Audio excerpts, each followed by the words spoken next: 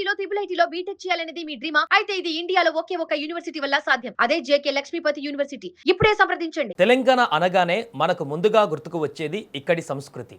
ఆ సంస్కృతికి ఆచార వ్యవహారాలకు నిలువెత్తు అద్దం ఆషాఢ బోనాలు. డప్పుల మోతలు, పోతురాజుల చిందులు, శివసత్తుల పూనకాలు, నెత్తిన బోనమెత్తిన ఆడబిడ్డలతో భాగ్యనగరం మొత్తం పండగ శోభను సంతరించుకుంది. జూలై 16 నుంచి ఆగస్టు 13 వరకు హైదరాబాద్, సికింద్రాబాద్ జంట నగరాలలో ఈ బోనాల జాతర అంగరంగ వైభవంగా జరగబోతుంది. అసలు ఈ ఏడాది ఏర్పాట్లు ఎలా ఉన్నాయి, ప్రభుత్వం తీసుకున్న కీలక నిర్ణయాలు ఏంటి, బోనాలు అసలు ఎలా మొదలయ్యాయి, పూర్తిగా ఈ వీడియోలో తెలుసుకునేటువంటి ప్రయత్నం చేద్దాం. ఈ ఏడాది ఏర్పాట్ల గురించి ముందుగా మాట్లాడుకుంటే అసలు దానికంటే ముందు ఈ పండగ వెనుక ఉన్నటువంటి చరిత్ర ఒకసారి చూద్దాం.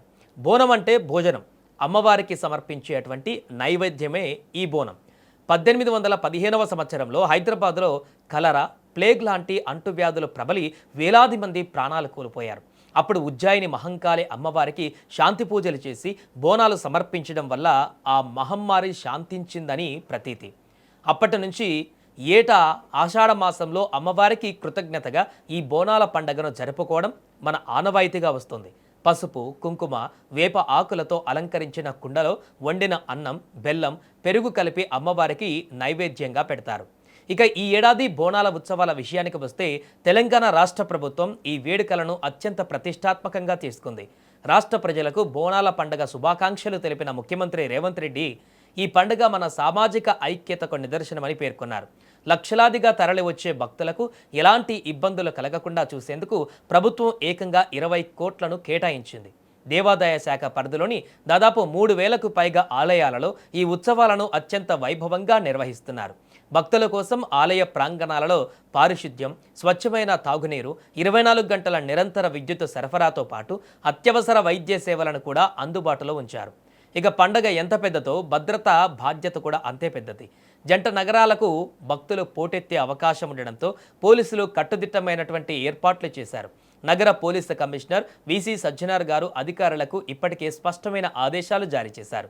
ప్రతి చిన్న విషయాన్ని పర్యవేక్షిస్తూ అవాంఛనీయ సంఘటనలు జరగకుండా బారికేడ్లు, ట్రాఫిక్ మళ్లింపులు మరియు కమాండ్ కంట్రోల్ రూమ్ ద్వారా నిరంతర సీసీటీవీ నిఘాను ఏర్పాటు చేశారు. ప్రశాంత వాతావరణంలో భక్తులు అమ్మవారిని దర్శించుకునేలా అన్ని జాగ్రత్తలు తీసుకున్నారు.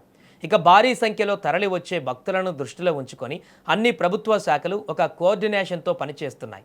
ఇక్కడ మరో విశేషం ఏంటంటే కేవలం హైదరాబాద్కే పరిమితం కాకుండా ఈ ఏడాది ఈ ఉత్సవాలను తెలంగాణలోని ఇతర మున్సిపల్ కార్పొరేషన్లకు కూడా విస్తరించాలని ప్రభుత్వం నిర్ణయించింది. ఇది నిజంగా మన సంస్కృతిని మరింత ముందుకు తీసుకువెళ్లే గొప్ప ముందడుగు. సో ఇది ఈ ఏడాది మన భాగ్యనగరంలో జరగబోతున్న బోనాల జాతర ముచ్చట.